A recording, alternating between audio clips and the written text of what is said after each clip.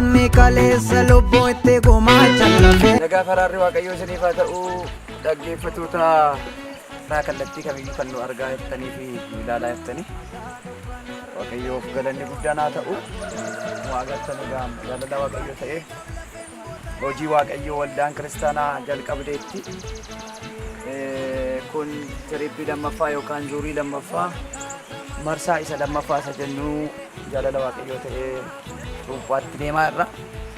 Isinis egaa wajjiniin hojii wangeelaa hojjechuudhaaf hamma afurri waaqayyoo isin gargaaree yaadaan haa ta'u qabeenyaan haa ta'u gorsaa fi ayyaanaan haa ta'u nu wajjiniin hojii waaqayyoo akka hojjettan jaalala waaqayyoon isin affeerra isinaa eebbisu nu hordofaa nu wajjin bu'a.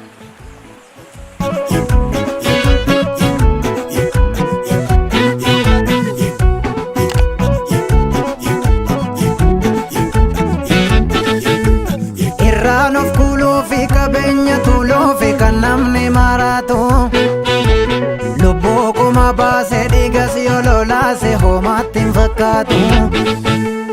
Hunduun wal wallaalee dhugaa jirtu haalee gubee wal fixuufi Yesuus koo dhufuufi jiruun nama hundaa yoo abidda lixuufi. Marree kanaafuu dhugaa dubbachuufi jallaafuu. Marree kanaafuu dhugaa dubbachuufi jallaafuu. Eeyyee kanaafuu dhugaa dubbachuufi jallaafuu. Eeyyee kanaafuu dhugaa dubbachuufi jallaafuu.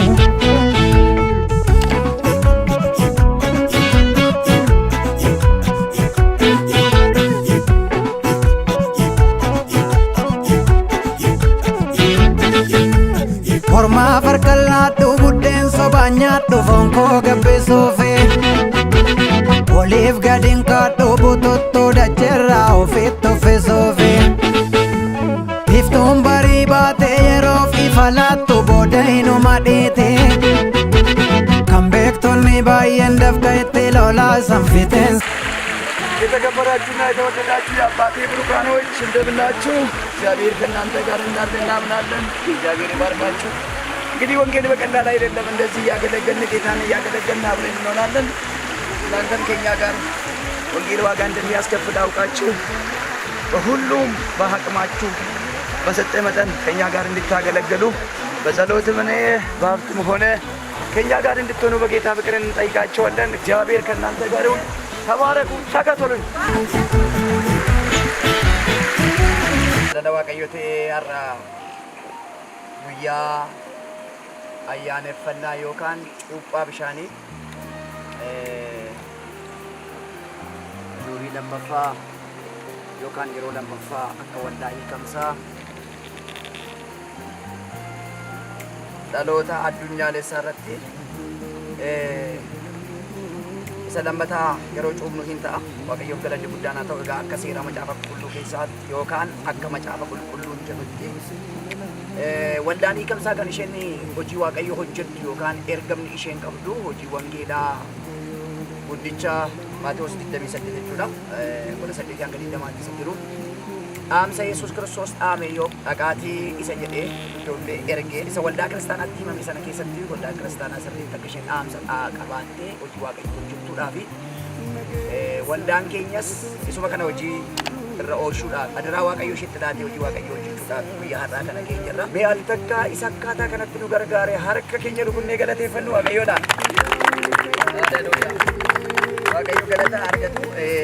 Egaa guyyaa har'aa kana keessatti akkuma beektanii ergaan guddichi wangeela irraa akkuma dubbatamu macaafni qulqulluu keenya yeroo dubbatu Maatewos 28 akkuma dubbatu jechuudha. Egaa dhaqaa maqaa abbaa fi ilmaatti kan hafuura qulqulluu isaan cuubuudhaanii saba hundumaa bartoota godhaa waan isin abboome hundumaas eeguu isaan barsiisaa. Kunoo ani immoo hamma dhuma baraatti guyyaa hundumaa isin wajjiniin nan jira jedhee dhaamsicha isa gooftaan keenya Yesuus Kiristoos warra 12 dhaamsa dhaame isa kana raawwatti jechuudha. Waldaan kiristaanaa tokko immoo lafarra gaafa jiraattu hojii waaqayyoo hojjechuun ishee kan inni beekamu wanta gurguddaa hedduu jira. Isaan keessa garuu sadii jira. Tokkoffaa isa Yesuus Kiristoos dhaamsa kana dhaame. Dhaamsa kun dhalootarraa dhalootatti yeroo sana keessatti isaanitti haa kennamu malee dhalootarraa dhalootaatti waldaa kiristaanaatti waan darbuudhaaf nuyis isuma kana fudhannee dirqama keenya hojii waaqayyoo amma lafarra waaqayyo nu kaa'ee hojii waaqayyoo hojjechuudhaaf argamneerra. Isaan kunillee akkuma jaalala waaqayyoo ta'ee hirmaattota gooftaa yookaan hirmaattota sagalichaa hirmaattota jireenyichaa ta'aniiru. Waaqayyo galataa haa argatu. Akkuma kanaa Maarqos boqonnaa 16 lakkoofsa 16 irraa akkuma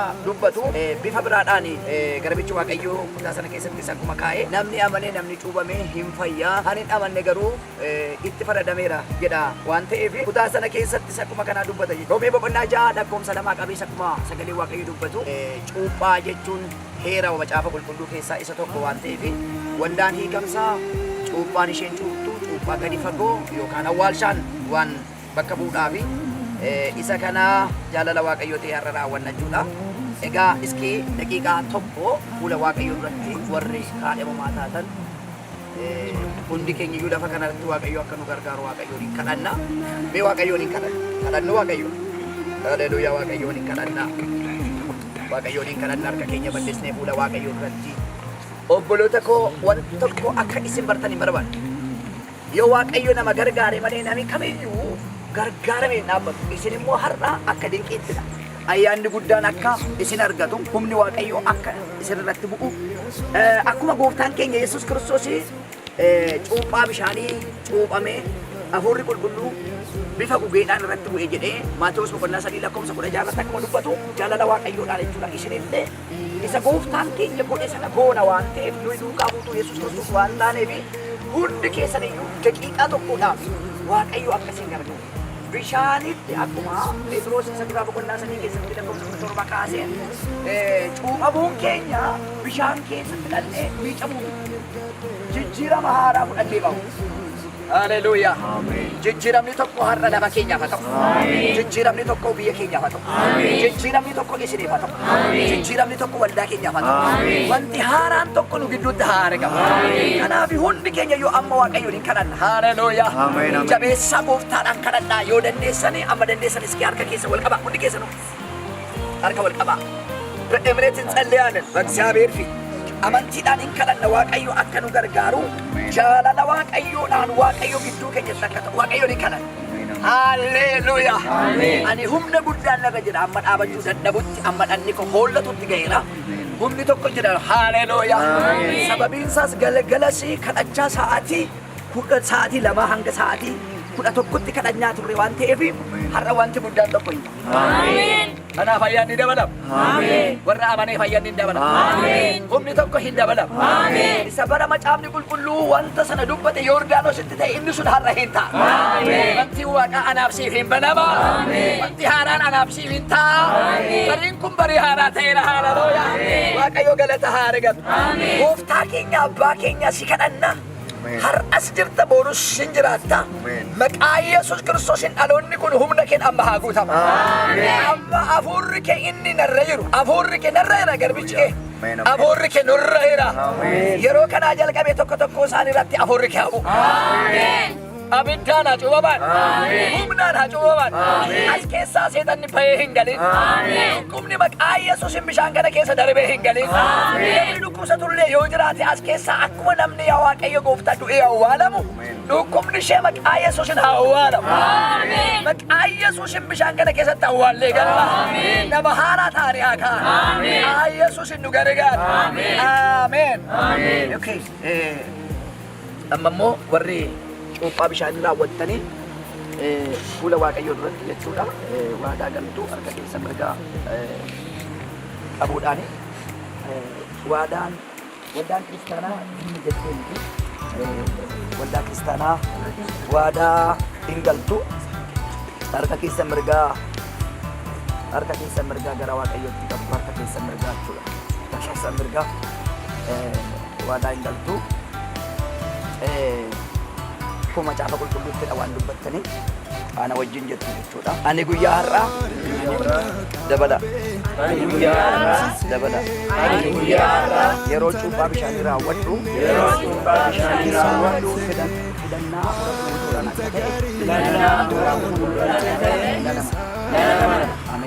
Ameen. Hubannaa hafuuraa Waaqayyoo naa kenneen.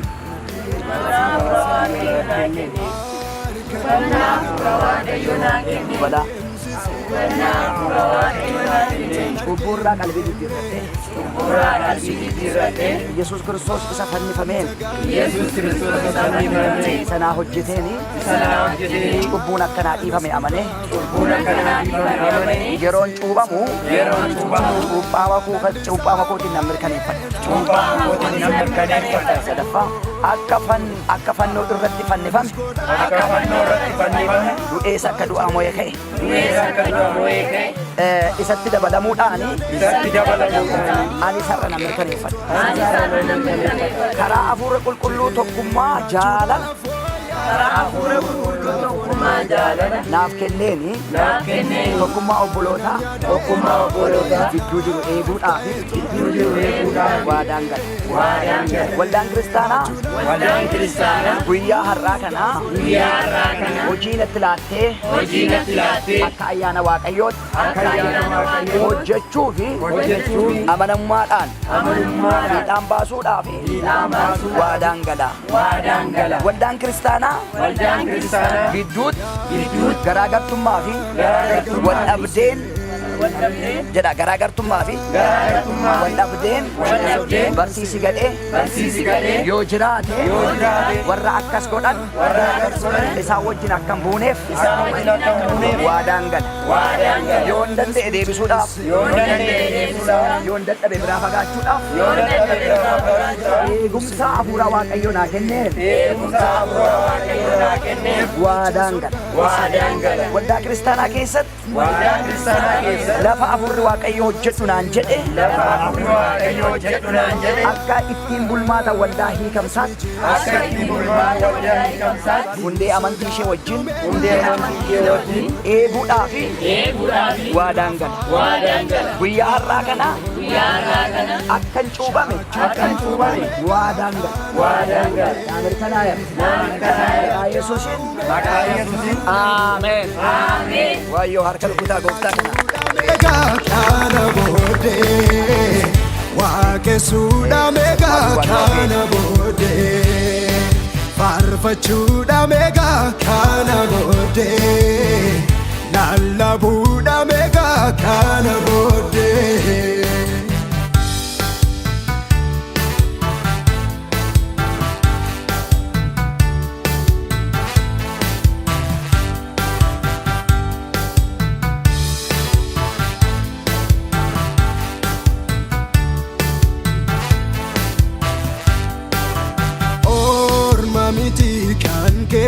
Anatu beeka jireenya keetiifis qabama keeka hin sodaatin jedhee dhufee gara koo hiikee gannaa dhiisee gooftaanidha koo.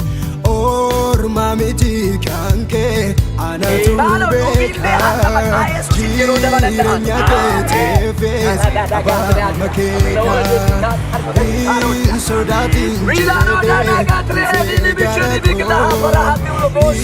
hiikee gannaa dhiisee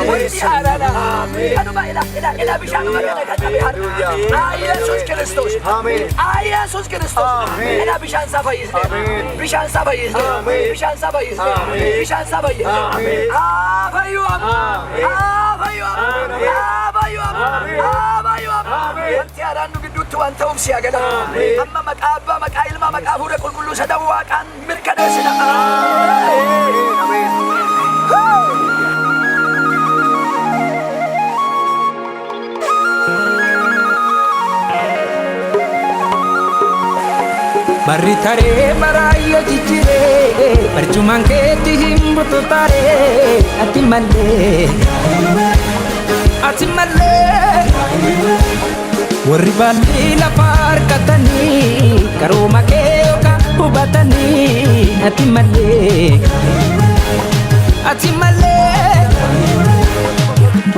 Yonkurume soorata kenna tole abboodan macaalee Intusitu mure amma daale fagoo keeti laale amma laale Yonkurume soorata kenna tole abboodan macaalee Intusitu mure amma daale fagoo keeti laale amma laale waaqummaa keetti dansummaa teetti jaalalluu teetti uuma keetti mamaa yoomuu lallabamaa alfa oomegatii jiraataan si uumaa uuma keetti mamaa yoomuu lallabamaa alfa oomegatii jiraataan si uumaa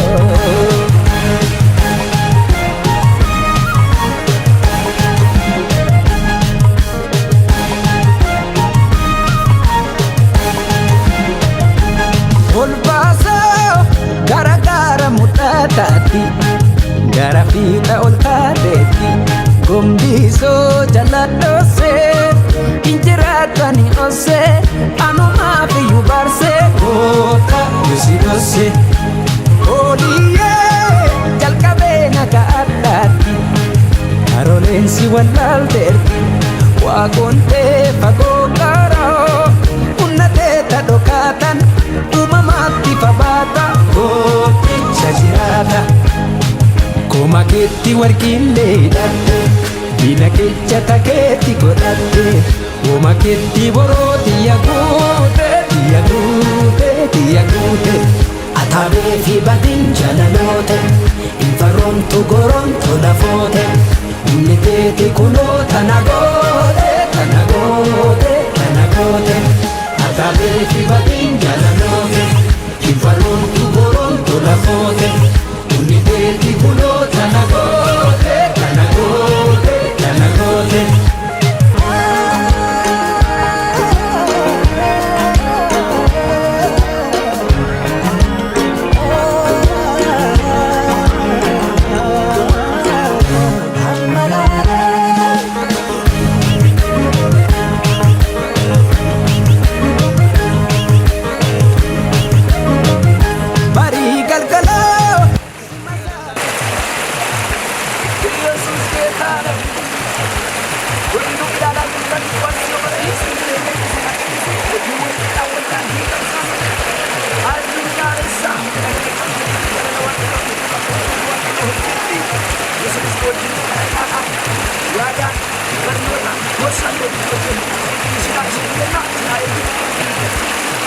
dura keetti dhufaati fulli kee akka aduuti oolraa ifa guyyaati kooma keetti warqillee hidhatte bina keecha takeetti godhatte kooma keetti borootiya guute ataabee fi badin jalaloote infarroontu gorontu lafoote humni keetti kunoo tana goote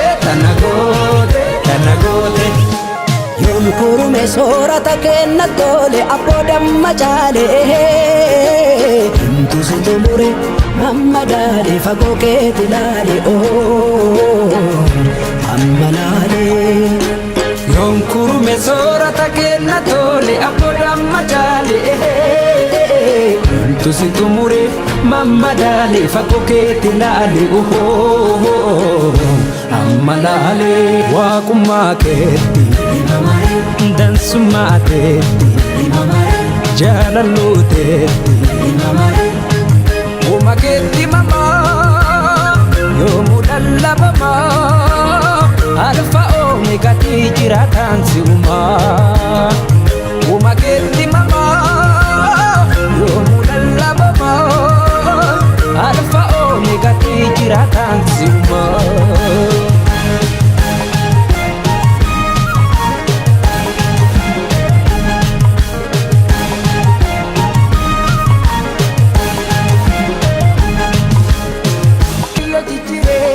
Percuman keetti himbutu taaree ati malee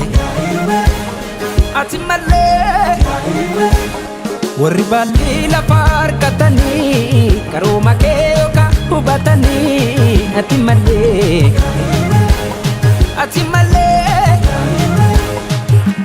Yonkurume soorata kenna tole abboodaamma jaale tu si tumure mamma dale fagoo keeti laale amma laale. Yonkurume soorata kenna tole abboodaamma jaale tu si tumure mamma dale fagoo keeti laale amma laale. Waaqummaa keetti dansummaa keetti jaalalluu keetti uma keetti mamaa yoomuu lallabamaa alfa oomegati jiraataan si uumaa. Uma keetti mamaa yoomuu lallabamaa alfa oomegati jiraataan si uumaa.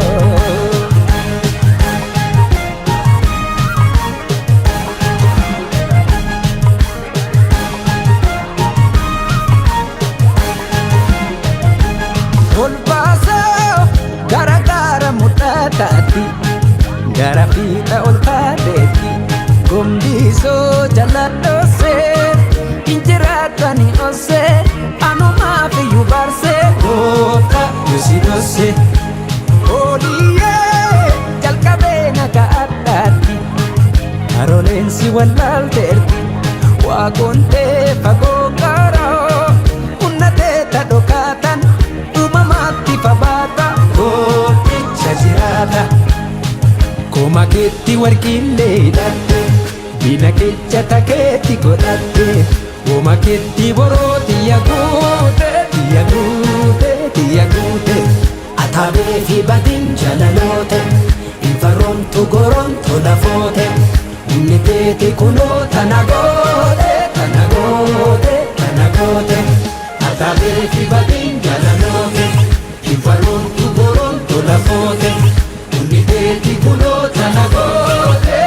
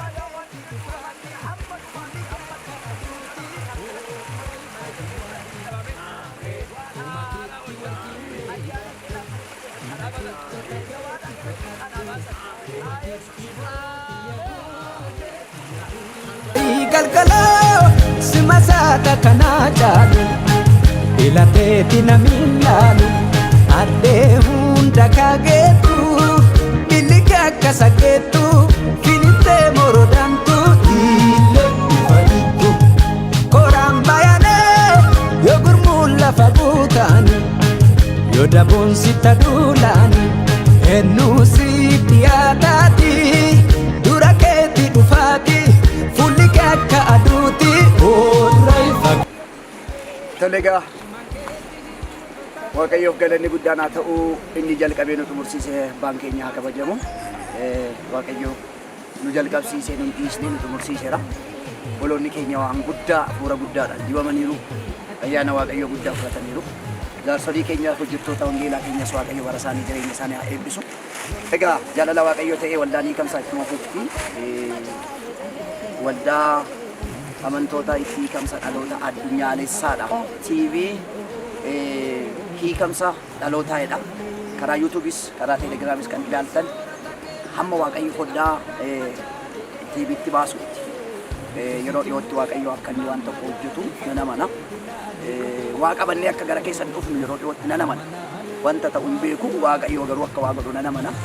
Hojii wangeelaa isa akkasitti ho'insaanii bara durii keessatti hojii Waaqayyo hojjetu kana keessatti waldaan kiristaanaa dammaqumsaanaa lubbuu haadhaa barbaadde ergama ishee isa jalqabaachuu ergamicha guddaa yookaan ergama guddaa jedha wangeelaa keessatti yeroo Maatewos dubbatu ergamni guddaanii waldaa kiristaanaatti kan laatame dhaqaati maqaa abbaa maqaa ilmaa maqaa hafuura qulqulluu sadan waaqa tokkoodhaan barsiisaatii cuuphaatii bartoota godhaa waan amma isinitti himmoyyuu akka isaan eeganiif isaan barsiisaadha.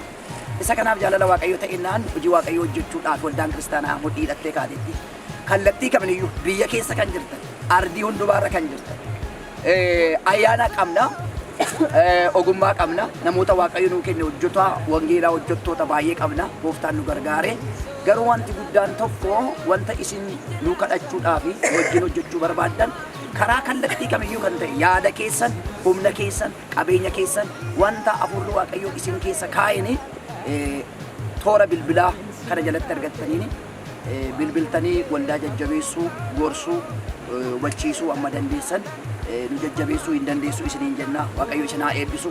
Egaa jaalala Waaqayyoodhaan kun akkasitti ta'ameera kuni waggaa muraasa keessatti tarkaanfii guddaa waldaan keenya tarkaanfatteetti yeroo dhiyoottis Waaqayyo waan guddaa tokkoon akka qabannee dhiyaannu nan amana. Waaqayyo isin haa eebbisu. Ataabee fi badin jalaloota infaroontu goronto lafoote humni keeti kunoo tana goote tana goote tana goote ataabee fi badin jalaloota infaroontu goronto lafoote